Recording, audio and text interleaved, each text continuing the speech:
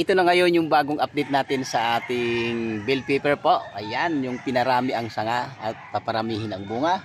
Ito na yung mga boss. Ayan. Nagang napakaraming bunga. Ayan, din may mga bulaklak, tumutubo. Ayan, ito. Natin. Ito na sila. Ayan, update natin.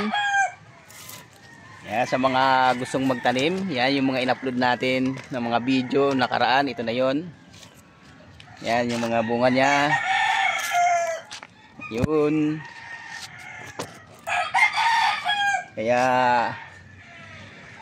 walang imposible kung paano magparami ng bunga ng ating bell pepper.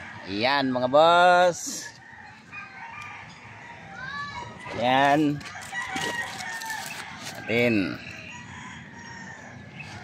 Kaya pwede nyo rin gawin yung ginawa natin. Kaya ayun mga boss, update natin. Maraming salamat. Bye bye.